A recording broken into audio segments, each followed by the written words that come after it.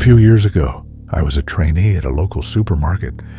It wasn't the most exciting job, but it was steady, and I was getting used to the early shifts. That morning, I needed to be at work by 6 a.m. So I jumped on my bike and set off into the chilly, late November darkness. The streets were silent, the kind of silence that felt unnerving, even in a town I knew so well. But everything seemed normal until I made that turn.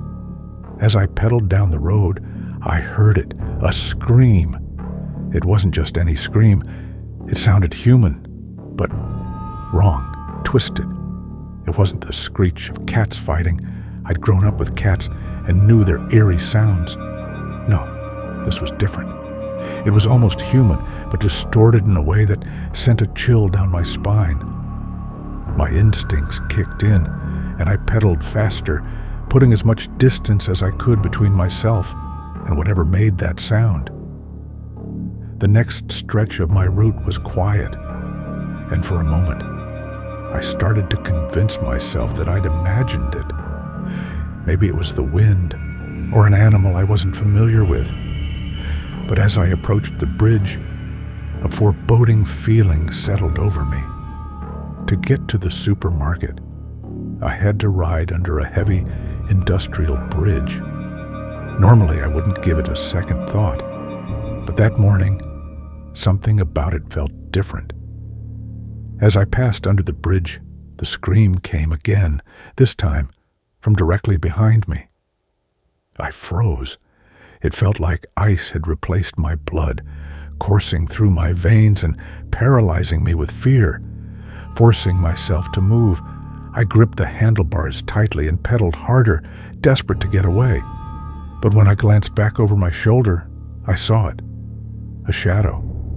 It had a vaguely human shape, but it wasn't fully formed.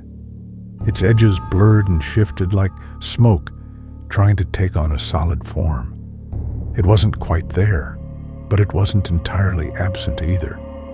And the way it moved, unnatural, jerky, as though it was struggling to exist in my reality. The scream echoed again, louder this time. It pierced through the stillness, each cry more harrowing than the last. It followed me, relentless, as if it was right on my heels. I didn't stop. I couldn't stop. By the time I reached the supermarket, the screaming had ceased, but the silence that replaced it felt just as deafening. I parked my bike, my hands trembling, and rushed inside. I couldn't shake the feeling that the shadow was still out there, watching, waiting.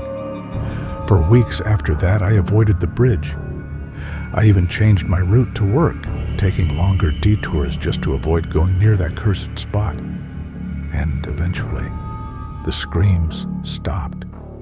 But even now, years later, I can't forget that night. Whenever I take that route, no matter how different it looks, I still glance over my shoulder, half expecting to see that shifting shadow. And every time, I hear the echo of those unnatural screams in my mind, a haunting reminder of something I can't explain. Like and subscribe, and I'll see you in your nightmares.